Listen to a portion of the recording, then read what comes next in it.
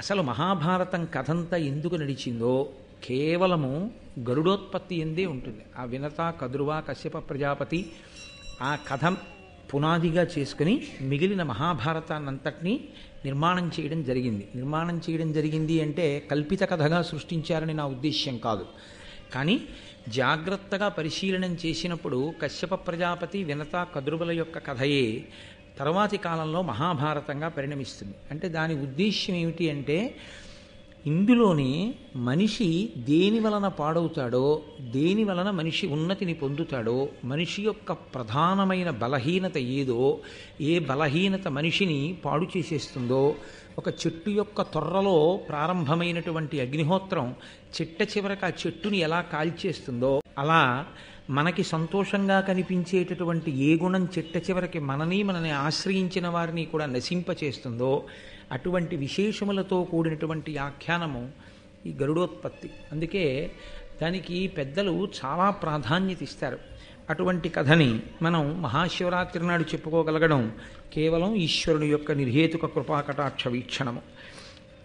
నిన్నటి రోజున మీతో నేను మనవి చేసి ఉన్నాను, నీ తండ్రికి శిష్యుడైనటువంటి ఆస్తికుని వలన జనమేజయుడు చేసినటువంటి సర్పయాగం ఆగింది అన్న మాటని సహస్రపాదుడు చెప్పినటువంటి కారణం చేత రురువు పాముల్ని చంపడం అనేటటువంటి విషయాన్ని పక్కన పెట్టి ఒక ఉత్తముడైన బ్రాహ్మణుడు ఎలా జీవించాలో అటువంటి జీవనాన్ని ప్రారంభం చేశాడు. మీరు కొంచెం జాగ్రత్తగా గమనిస్తే పురాణ కథల్లో మీకు ఒక ప్రత్యేకమైన విషయం కనిపిస్తుంది. ఎప్పుడూ ఎవరి గురించి మాట్లాడతారంటే బ్రాహ్మణుడి గురించే మాట్లాడుతుంటారు. మీరు చూడండి, మిగిలిన వారి కన్నా కూడా తప్పు చేసినా బ్రాహ్మణుడిని ఎత్తి చూపిస్తారు, మంచివాడైనా బ్రాహ్మణుడిని శ్లాఘిస్తారు, బ్రాహ్మణుడికి ఉండవలసిన గుణాల్ని 1కి 10 మాటలు చెప్తారు. కారణం ఏమిటో తెలుసా అండి? ఒక్కటే, బ్రాహ్మణోస్య ముఖమాసీత్ బాహూరాజన్యకృత అని పురుష సూక్తం. కళ్ళు సరిగ్గా చూశాయనుకోండి తొట్టుపడే అవకాశం ఉండదు. జ్ఞానేంద్రియములన్నీ ముఖమునందున్నట్టే బ్రాహ్మణుడు సమాజమును నడిపించవలసిన వాడై ఉంటాడు. ఆయన నిరంతరము అధ్యయనశీలి కావాలి. ఆయన ఎప్పుడూ గ్రంథపఠనం చేస్తూ ఉండాలి. ఆయన ఈశ్వరానుగ్రహమును అపేక్షించి వేదమును ప్రమాణముగా స్వీకరించి వేదం చెప్పినటువంటి విషయాల మీద తిరుగులేని నమ్మకంతో భగవదార్చన నిపుణుడై తాను ఈశ్వరుని యొక్క అనుగ్రహాన్ని పరిపూర్ణంగా పొందుతూ ఆ అనుగ్రహం చేత సమాజానికి అంతటికీ కూడా మేలు చెయ్యగలిగిన వాడై ఉండాలి. బ్రాహ్మణుడు నోరు విప్పి మాట్లాడినటువంటి మాటలు సమాజానికి ఒక మంచి త్రోవని చూపించగలగాలి. మనసులను పట్టి ఉన్నటువంటి దుర్గుణములు ఏ ఉంటాయో అవి తమంత తాము పరిశీలించుకుని నిజమే ఈ గుణం వల్ల మనం పాడైపోతున్నామని వ్యక్తులు తెలుసుకొని తమని తాము దిద్దుకునేటటువంటి ఆ బుద్ధిని బ్రాహ్మణ వాక్యము ద్వారా సమాజమునందు తెలియవలసి ఉంటుంది. అటువంటి బ్రాహ్మణుడే చెడిపోయాడు అనుకోండి, చాలా ప్రమాదకరం కదా. ట్రైన్లో అన్ని కోచ్ల్లో ఉన్నవాళ్ళు నిద్రపోయినా పర్వాలేదు, ఇద్దరు మాత్రం నిద్రపోకూడదు. అసిస్టెంట్ డ్రైవర్ నిద్రపోతూ డ్రైవర్ నడిపినా ప్రమాదం లేదు. అసలు నిజానికి అది కూడా ఒక రకంగా ప్రమాదమే. కానీ డ్రైవరు, అసిస్టెంట్ డ్రైవరు, గార్డు ఈ ముగ్గురు నిద్రపోయారనుకోండి ఆ రైలుకి ఉపద్రవమే. మిగిలిన అన్ని కోచ్ల్లో వాళ్ళు ఎక్కేది నిద్రపోవడానికి. ఎందుకని అంటే వాళ్ళకు ఒక నమ్మకం, ఈ రైలు వెళ్ళిపోతుంది తిరుపతి అని. ఎందుకు వెళ్ళిపోతుంది రైలు తిరుపతి? ముందు ఇంజన్లో ఉన్నటువంటి డ్రైవరు, అసిస్టెంట్ డ్రైవరు నిద్రపోకుండా పరాకుగా ఉంటారు. రైలు చివర ఉన్నటువంటి గార్డు నిద్రపోకుండా పరాకుగా ఉంటాడు. ఈ ముగ్గురు నిద్రపోకుండా ఉంటే నిద్రపోయిన వాళ్ళందరూ తాము చేరవలసిన గమ్యస్థానం చేరిపోతారు. మిగిలిన వాళ్ళందరూ తెలివిగా ఉండి ఈ ముగ్గురే నిద్రపోయారనుకోండి చాలా ప్రమాదకరమైనటువంటి స్థితికి వెళ్ళిపోతుంది. ఒక్కొక్క స్థాయిలో శాస్త్రము అలాగే విశ్వసిస్తుంది. ఒక్కొక్కరు అలా బ్రతకాలి అని కోరుతుంది, అలా మాట్లాడాలి అని కోరుతుంది. అలా శాస్త్రాధ్యయనం చేస్తూ ఉండాలి, మంచి మాటలు చెప్తూ ఉండాలి సమాజానికి అని వాళ్ళ మీద ఒక కర్తవ్యాన్ని శాస్త్రం ఉంచింది. అందుకే ఎప్పుడు ఎవరు పాడైతే శాస్త్రం వేలెత్తి చూపిస్తుంది అంటే బ్రాహ్మణుణ్ణే వేలెత్తి చూపిస్తుంది. ఆ బ్రాహ్మణుడు మంచివాడైతే, సమాజానికి పనికొచ్చేవాడైతే అతన్ని రక్షించమంటుంది. ఎందుకో తెలుసా అండి? ఒక్కటే కారణం, దానములన్నిటిలోకి ఏ దానము గొప్ప అని అడిగారు. సాధారణంగా మనం ఏమంటామంటే అన్నదానము గొప్ప అంటాం. మంచిదే, నేను కాదంటలేదు, దాన్ని నేను వ్యతిరేకించి మాట్లాడటం లేదు. కానీ అన్నిటికన్నా చాలా గొప్ప విషయం ఇది అంటే ఒక మంచి మాట చెప్పడమే. అది శాస్త్రం. ఒక్క చెడ్డవాడి యొక్క మనసు మారి మంచివాడిగా మారాడనుకోండి, ఆ కుటుంబం, ఆయన చుట్టుపక్కల ఉన్నవాళ్ళు, సమాజము అంతా శాంతిని పొందుతుంది. అందుకే మంచి మాటలు చెప్పాలి అంటే ఏదో తనకు అనుష్ఠానం లేకుండా, తాను ముందు అలా ప్రవర్తించకుండా ఇతరులకు చెప్పే అధికారం లేదు. సంధ్యావందనం చెయ్యండి అని చెప్పే ముందు తాను సంధ్యావందనం చెయ్యాలి. వేదము ప్రమాణము అని చెప్పే ముందు తాను వేదమును ప్రమాణముగా అంగీకరించాలి. ఈశ్వరుణ్ణి నమ్మండి అని చెప్పే ముందు తాను ఈశ్వరుణ్ణి నమ్మినవాడై ఉండాలి. 4 మంచి మాటలు చెప్పే ముందు తాను 4 మంచి గ్రంథములను చదివినవాడై ఉండాలి. తాను మంచి మాటలు చెప్పేటప్పుడు తన స్వంతంగా ఏమీ చెప్పక్కర్లేదు. వ్యాసవాల్మీకాదులు ఏం చెప్పారో వాటిని చెప్పగలిగితే చాలు. యథార్థ కోణంలో వాళ్ళు ఏం చెప్పారో ఆ మాటని చెప్తే అవి ఎప్పటికీ ప్రజలందరికీ కూడా మార్గదర్శకములు, కరదీపికలే. దాని చేత సమాజము ఉద్ధరింపబడుతుంది. అందుకే సన్యసించి పీఠాధిపత్యంలో ఉన్న మహాపురుషులు కూడా అనుగ్రహ భాషణం చేస్తారు. ఎందుకు చేస్తారు అంటే నిజానికి వాళ్ళ స్వరూపం మౌనం. వాళ్ళల్లో వాళ్ళు రమిస్తూ ఆత్మగా ఆనందమును అనుభవిస్తూ ఉంటారు. అటువంటి వ్యక్తులు దేని కొరకు మాట్లాడతారంటే, మేము మాట్లాడకపోతే సమాజానికి మార్గం ఎలా తెలుస్తుంది అని మాట్లాడతారు. అందుకే వారు మాట్లాడడము కూడా త్యాగమే అని అభివర్ణించింది శాస్త్రం. కాబట్టి గరుడోత్పత్తిని ప్రారంభం చేస్తూ నన్నయ్య గారు ఒక మాట చెప్తారు. కృతయుగంలో కశ్యప ప్రజాపతి అనేక మంది భార్యలతో ఉండేవాడైన. మళ్ళీ అదొక గమ్మత్తు. బ్రాహ్మణునకు 4 వర్ణముల వారిని భార్యలుగా స్వీకరించడానికి అధికారం ఉంది. అయితే దానికి కొన్ని ప్రత్యేకమైనటువంటి పరిస్థితులు ఉంటాయి. ఆయా పరిస్థితుల యందు మాత్రమే స్వీకరించాలి తప్ప అధికారం ఉంది కదా అని స్వీకరించకూడదు. ఏకపత్ని వ్రతమే అన్నిటికన్నా సర్వోత్కృష్టమైనటువంటి వ్రతం. కానీ కొన్ని కారణముల చేత 4 వర్ణముల వారిని వివాహం చేసుకోవడం అనేటటువంటిది బ్రాహ్మణుడికి శాస్త్రంలో అంగీకరింపబడినటువంటి సిద్ధాంతం. కశ్యప ప్రజాపతి అంతమంది భార్యల్ని స్వీకరించాడు అంటే కారణం ఒక్కటే. చతుర్ముఖ బ్రహ్మగారు ఆయన్ని ఆదేశించాడు. ఈ భూమి మీద ఎన్నో రకాలైనటువంటి ప్రాణిజాతము ఉత్పత్తి జరిగేటట్టుగా చాలా గొప్ప తేజస్సు కలిగిన వాడివి కనుక, నీవు ప్రజాపతివి కనుక, నా పుత్రుడవు కనుక ప్రజోత్పత్తి జరగడం కోసం అనేకమైన ప్రాణులు సృజింపబడాలి. ఇన్ని రకాలైన ప్రాణులు సృజింపబడడానికి నీవు తగినటువంటి పరిశ్రమ చేయవలసినది అని ఆజ్ఞాపిస్తే, ఈ భూమి మీద ఉన్నటువంటి అనేక రకములైనటువంటి ప్రాణులు, పాములతో సహా అన్నీ కశ్యప ప్రజాపతి బిడ్డలే. ఆ మాటకొస్తే ఈ భూమి కూడా కశ్యప ప్రజాపతిది. కాశ్యపి అని పేరు. ఈ భూమిని కశ్యప ప్రజాపతి దానం పట్టారు. అందుకే కశ్యప ప్రజాపతి యొక్క స్పర్శ లేకుండా మీకు ఎక్కడ ఏది ఉండదు. అంతటి మహాపురుషుడైన ఆ కశ్యప ప్రజాపతికి ఉన్న భార్యలలో వినత, కదురువ, లేదా కదురువ వినత పెద్ద భార్యగా, వాళ్ళిద్దరూ కూడా ఆయన భార్యలు. ఇద్దరే భార్యలు మాత్రము కాదు, వాళ్ళిద్దరూ కూడా ఆయన భార్యలు. ఈ కథకి సంబంధించినంత వరకు ఆ ఇద్దరు భార్యల యొక్క విశేషమే ప్రముఖముగా అవసరము కనుక కశ్యప ప్రజాపతి భార్యలుగా ఇద్దరి గురించే ప్రస్తావన చేయబడుతూ ఉంటుంది. వారు భర్తని ప్రార్థన చేశారు, నీ తేజస్సు వలన మేము సంతానమును పొందాలని అనుకుంటున్నాము. ఇలా అడిగే ముందు కొన్ని వేల సంవత్సరములు ఆయనకి పరిచర్య చేశారు. ఇది సనాతన ధర్మంలో ఒక గొప్ప విచిత్రమైనటువంటి విషయం. వివాహం చేసేటప్పుడు సంకల్పం ఏమని చెప్తారంటే ప్రజాపత్యర్థం అని చెప్తారు. అంటే ధర్మబద్ధమైన సంతానమును పొందుట కొరకు మాత్రమే వివాహం అనేటటువంటి ప్రక్రియ వచ్చింది. ఆర్షధర్మం చాలా చాలా గొప్పది. ఎందుచేతనంటే మనిషి యొక్క బలహీనతని బలంగా మార్చే ప్రయత్నం చేస్తుంది. నువ్వు ఇది చెయ్యకూడదు అని చెప్పి విడిచిపెట్టేశాను అనుకోండి, అది చెయ్యకుండా మీరు ఉండలేరు. మీరు కొంచెం జాగ్రత్తగా ఆలోచించండి. శాస్త్రంలో చాలా కష్టమైంది ఏమిటంటే విహిత కర్మాచరణము తేలిక, నిషిద్ధ కర్మ పరిత్యాగము చాలా కష్టం. మీరు స్నానం చెయ్యండి అని నేను అన్నాను అనుకోండి, మీరు స్నానం చేయడం తేలిక. మీరు స్నానం చేసేటప్పుడు మాత్రం రావణాసురుని జ్ఞాపకం తెచ్చుకోకండి అని నేను అన్నాను అనుకోండి, రావణాసురుణ్ణి జ్ఞాపకం తెచ్చుకోకుండా స్నానం చేయడం చాలా కష్టం. రావణుణ్ణి జ్ఞాపకం తెచ్చుకోవద్దన్నాడు, అదే గుర్తొస్తుంది. నిషిద్ధ కర్మని విడిచిపెట్టలేడు. అది మనిషి యొక్క బలహీనత. దానికి కారణం ఏమిటి అన్నది నిన్న నేను మీతో ప్రస్తావన చేశాను. కోట్ల జన్మలుగా తరువుకొచ్చినటువంటి వాసనాబలం మనిషిని ఒక స్థాయిలో నిలబడనివ్వదు, కిందకి లాగేస్తుంటుంది. రామకృష్ణ పరమహంస ఒక ఆఖ్యానం చెప్తుండేవారు. గోడ పట్టుకుని పైకి ఎక్కి వెళ్ళిపోతూ ఉంటుంది ఒక్కొక్క ప్రాణి. దాన్ని క్షత్రియులు కోటల్ని స్వాధీనం చేసుకునేటప్పుడు దాని తోక పట్టుకుని తోకకు తాడు కట్టి పైకి ఎక్కుతూ ఉంటారు. వెనకటికి పిల్లలు దాని మీద కొంచెం కోపం వచ్చి దాన్ని ఇబ్బంది పెట్టాలని దాని తోకకి పెద్ద పెద్ద రాళ్ళు కట్టారు. అది 4 అడుగులు పైకి ఎక్కేది, తోక బరువు కింద పడిపోయి. అలా అనుష్ఠానంలో 4 అడుగులు ముందుకేస్తే 10 అడుగులు వెనక్కి లాగేస్తుంది. ఏది అంటే నిషిద్ధ కర్మని పరిత్యజించలేని బలహీనత. ఏది చెయ్యవద్దు అని శాస్త్రం చెప్పిందో అది చెయ్యకుండా మనిషి ఉండలేడు. దాన్ని గెలవడమే చాలా చాలా కష్టం. మనకి శాస్త్రంలో ప్రజాపత్యర్థం అని వివాహానికి మంత్రం శాస్త్రం ఎందుకు చెప్పిందో తెలుసా అండి? ఇది సనాతన ధర్మం యొక్క గొప్పతనం, ఋషుల యొక్క గొప్పతనం. ఒక వయస్సు వచ్చిన తరువాత మనసు కామమును పొందడము అనేటటువంటిది ప్రకృతి సహజమైనటువంటి విషయం. ఈ కామాన్ని వరంగా ఎవరు వాడుకుంటాడో వాడు అభ్యున్నతిని పొందుతాడు. వరంగా వాడుకోవడం మన ఇష్టమే. దాన్ని విశృంఖలత్వం పొంది హీనోపాధుల్లోకి వెళ్ళిపోవడానికి మనం ప్రవర్తించేటటువంటి స్వేచ్ఛయే కారణమవుతుంది.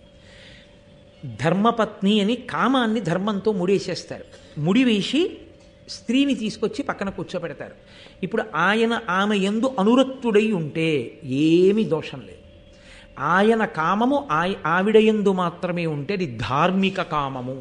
ఈ ధార్మిక కామమునకు ఫలితము పుత్రుడనబడేటటువంటి అర్థము. డబ్బు ఎలా ఉపయోగపడుతుందో అలాగే కొడుకు అనబడేటటువంటి అర్థం కూడా అనేక ప్రయోజనములను తీసుకొస్తాడు.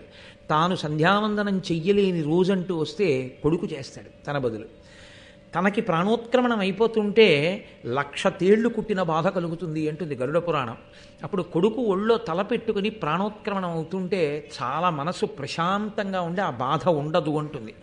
ప్రాణోత్క్రమణ సమయమునందు మరణవేదనలో విపరీత దుఃఖం కలగకుండా ఉంచగలిగిన ఏకైక స్థానం పుత్రుడి యొక్క ఒడి ఒక్కటే. అందుకే ఐశ్వర్యములలోకెల్లా మహదైశ్వర్యం పుత్రగాత్ర పరిష్వంగమే.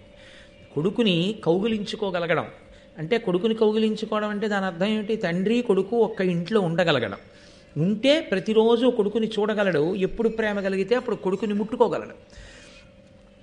ఒక వయసు వచ్చిన తరువాత ప్రాణోత్క్రమణం ఎప్పుడవుతుందో ఎవరికి తెలుసు? అసలు చిన్నప్పుడే అవ్వచ్చు, కనీసం వృద్ధాప్యంలో. అందుకని కొడుకుతో కలిసి ఉండు అంటుంది శాస్త్రం. కొడుకు ఒళ్ళో ప్రాణం వదలడం, కాశీలో ప్రాణం వదలడం. ప్రాణం వదిలిన తరువాత తండ్రి చేసుకున్నా చేసుకోకపోయినా పుణ్యాన్ని కొడుకు గయాశ్రాద్ధం పెడతాడు. గయ వెళ్ళి శ్రాద్ధం పెట్టినటువంటి కారణం చేత పునరావృత్తి రహిత శాశ్వత శివ సాయుధ్య స్థితిని ఆ తండ్రి పొందుతాడు. కాబట్టి ఇప్పుడు కామము ధర్మంతో ముడిపడితే కొడుకు అనబడేటటువంటి అర్థం వచ్చింది. డబ్బు ఒక్కటి ఉంటే ఇల్లు కొనుక్కోవచ్చు, కారు కొనుక్కోవచ్చు, స్థలం కొనుక్కోవచ్చు, పొలం కొనుక్కోవచ్చు, బట్టలు కొనుక్కోవచ్చు, నగలు కొనుక్కోవచ్చు. కొడుకు ఒక్కడుంటే ఇన్నిటినీ ఇస్తాడు. కూతురు ఒక్కతుంటే కన్యాదాన ఫలిచెంతేట గట్టెక్కిస్తుంది. కాబట్టి ఈ సంతానము కలగడం కొరకు మాత్రమే వివాహం. ఆ సంతానమే కలగకపోతే ఆ వివాహము ఇబ్బందికరమైపోయింది అని గుర్తు. కాబట్టి వివాహమునందు సంకల్పం ఒక్కటే, ప్రజాపత్యర్థం, బిడ్డల కొరకు. ధర్మంతో కామాన్ని ముడివేస్తారు తప్ప కేవలము కామోపభోగం కొరకు గృహస్థాశ్రమంలో ప్రవేశించడం అన్నది సనాతన ధర్మమునందు లేనే లేదు. అసలు దాని కొరకు అది లేదు. అందుకే ప్రజాపత్యర్థం. కాబట్టి ఇప్పుడు పుట్టేటటువంటి సంతానము తేజోవంతులు కావాలి. ఆ తేజోవంతులైనటువంటి సంతానము తనని ఉద్ధరించడంతో సరిపోదు. వాడు తప్పు పని కాని చేశాడో, చెయ్యకూడని పనులు వాడు చేశాడో, అంతకుముందు పుణ్యం చేసుకుని స్వర్గలోకానికి వెళ్ళి ఎన్నో దాన ధర్మాలు చేసినటువంటి స్వర్గలోకంలో ఉన్న 7 తరాల వాళ్ళని తీసుకొచ్చి నరకంలో పారేస్తారు. ఇలాంటి వాడిని కన్నావు, ఇదిగో 7 తరాల్లో పుట్టాడు అలాంటి వాడని. అందుకే కొడుకుని కనడంతో సరిపోదు, ఆ కొడుక్కి సరి అయినటువంటి బుద్ధి నేర్పించడం కూడా తండ్రి యొక్క కర్తవ్యంగా ఉంటుంది. అందుకే ఒక్క సరి అయిన భార్య లభించకపోతే ఆ జన్మ పోతుంది. సరి అయిన పుత్రుడు జన్మించకపోతే తనతో పోదు, 7 తరాలు పోతాయి. అందుకే పూర్వం ఏం చేసేవారంటే, ధర్మపత్నిని స్వీకరించగానే కేవలము కామోపభోగము కాదు, ధర్మపత్నితో కలిసి ఈశ్వరార్చన చేసేవారు. ఇప్పటికీ మనకి వివాహ కాండలో యథార్థమనకు స్థాళీపాకము అని ఒకటి ఉంది. అందులో వడ్లు దంచాలి. నేను నిన్నటి రోజున మీతో మనవి చేశాను, అది ఎంత ముఖ్యమైందో. భర్త హోమం చేస్తుంటే వధువు వడ్లు దంచుతుంది. వడ్లు దంచి ఆ అన్నంతో కొంతమంది బ్రాహ్మణులకి ఔపోసన పోసుకుంటారు. ఆ రోజున పోసుకుని భోజనం పెట్టాలి. అక్కడతో గృహస్థాశ్రమం నిజానికి ప్రారంభం. అగ్నికార్యం తర్వాత చేయవలసిన మంచి పని. దైవ కార్యములను చేసి అది ఎవరు ప్రధానంగా దానికి కర్త? పిల్లవాని యొక్క తండ్రి. ఆయనకి ధర్మం తెలిసి ఉండాలి. తన వంశంలో అటువంటి తేజోవంతులు కలగాలి అంటే కొడుకు చేత సత్కార్యములను చేయించాలి. ధార్మికమైనటువంటి కార్యములు ఈశ్వరోపాసన కొంతకాలము చేసిన తరువాత భార్య అభ్యర్థించేది. నేను నీ వలన సంతానాన్ని పొందాలనుకుంటున్నానయా, ఇది నా హక్కు, నీ తేజస్సుని నేను భరించాలి, భరించి నీ రూపాన్ని లోకంలో నేను నడిచేటట్టు చెయ్యాలి. ఆత్మావై పుత్రనామాసి, తండ్రి యొక్క జీవితమునకు కొనసాగింపుయే కొడుకు, తండ్రియే కొడుకుగా భూమి మీద తిరుగుతాడు అని. అందుకే ఒక్క ధర్మపత్ని గర్భంలోంచి మాత్రమే ఆ బిడ్డడు రావాలి. కాబట్టి నీ తేజస్సును నా యందు ప్రవేశపెట్టి ధార్మికమైన సంతానమును నా యందు ఉత్పాదన చేయవలసినది అని పత్ని అభ్యర్థన చేసేది. ఒకనాడు కామము అంత ధర్మబద్ధం. అలా వినత కదురువ అడిగారు కశ్యప ప్రజాపతిని, నీ వలన మేము సంతానాన్ని పొందాలనుకుంటున్నాం. ఇప్పుడు కశ్యప ప్రజాపతి అన్నాడు, తప్పకుండా మీకు ఎటువంటి సంతానాన్ని పొందుదామనుందో నాకు చెప్పండి. మీకు సంతానాన్ని పొందుదామనుంది మంచిదే, నేను కాదంటలేదు, కానీ ఎటువంటి సంతానం కావాలని మీరు అనుకుంటున్నారు? ఆయన నీకు ఇలాంటి సంతానం కలుగుతుంది, నీకు ఇలాంటి సంతానం కలుగుతుందని తన వాక్కు చేత నిర్ణయం చెయ్యగలిగినటువంటి మహాపురుషుడే. అయినా ఆయన తాను నిర్ణయించలేదు. ఎందుకు నిర్ణయించలేదు అంటే ఒక్కటే కారణం. కశ్యప ప్రజాపతి తామరాకు మీద నీటి బొట్టు లాంటివాడు. రాక్షసులు ఆయన బిడ్డలే, దేవతలు ఆయన బిడ్డలే.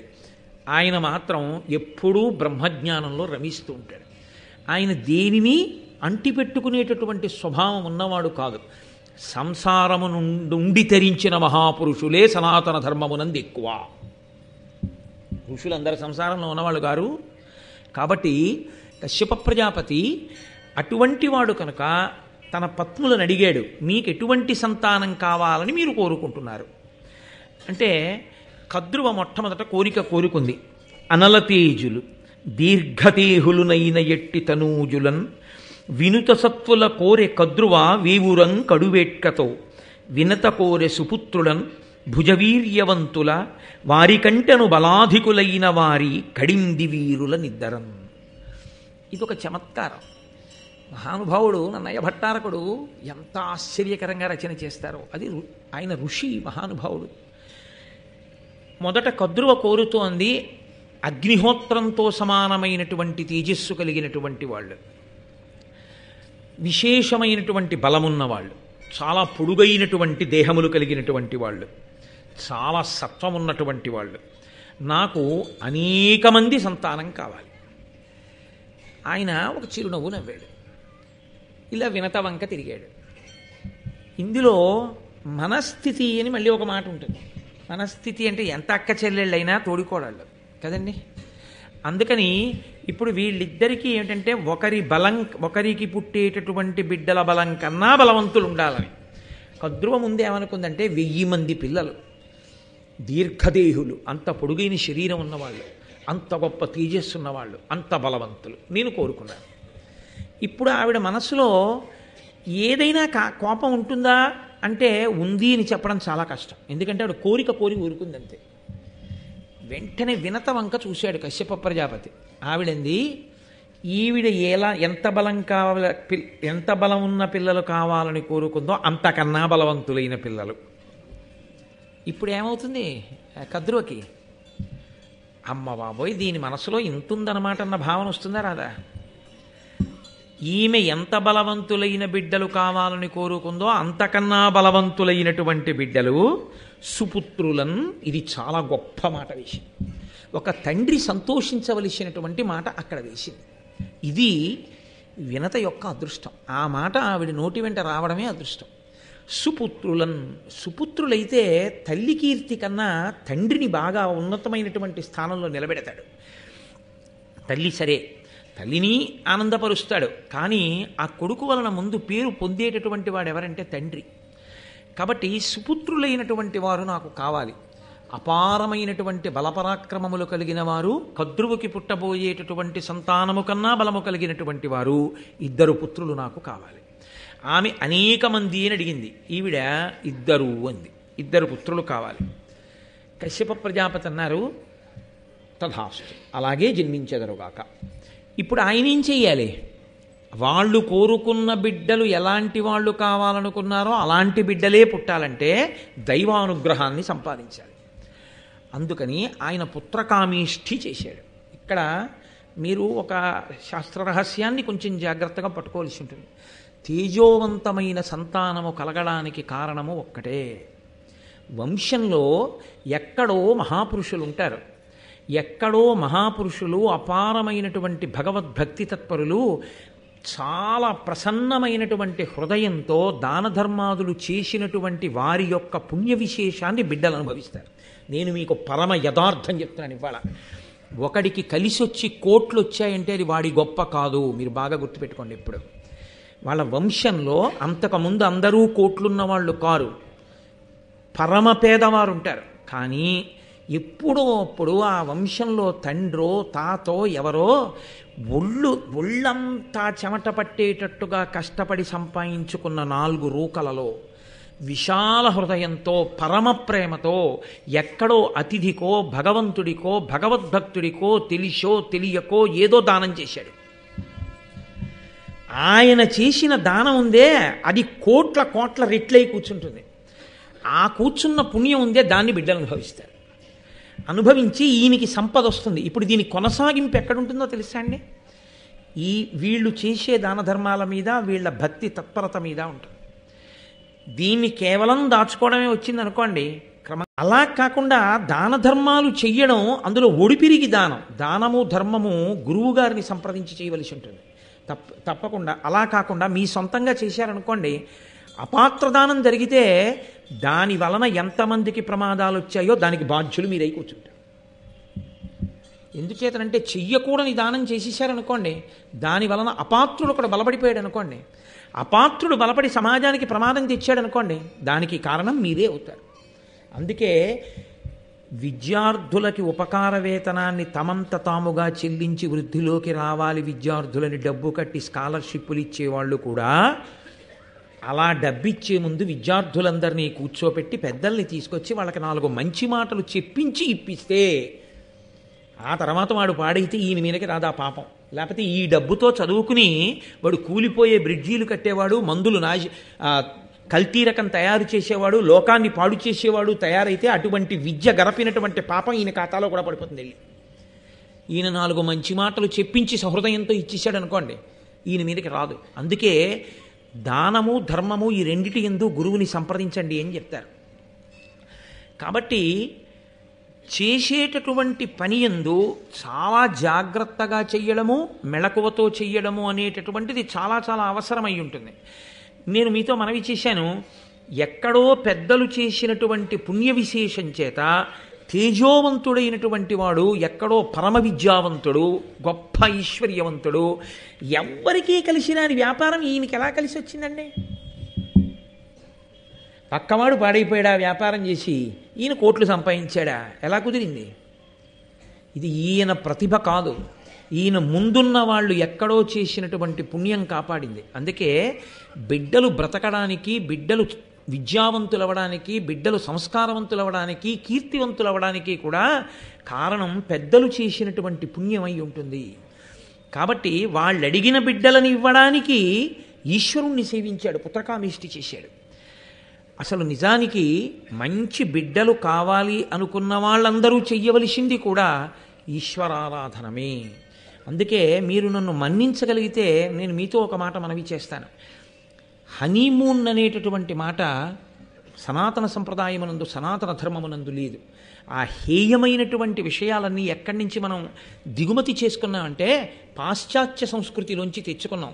కేవలము కామోపభోగము కొరకు వివాహం అవగానే పెద్దవాళ్ళు మాతో ఎందుకు అని పెద్దవాళ్ళని పక్కన పెట్టి పిల్లలు మాత్రమే కేవలము కామోపభోగము కొరకు ప్రదేశముల యందు తిరగడం కాకుండా చక్కగా క్షేత్రానికి వెళ్ళడం, తీర్థయాత్రకు వెళ్ళడం, ఈశ్వరుణ్ణి సేవించడం, భగవంతుణ్ణి భక్తితో ఆరాధన చెయ్యడం మీద ఎక్కువ దృష్టి పెట్టడం చేత వంశకరులైన కుమారులు జన్మిస్తారు తప్ప, సంతానము కలుగుతుంది తప్ప, కేవలముగా కామోపభోగము గొప్ప సంతానాన్ని, వంశకరులైన సంతానాన్ని తేలేదు.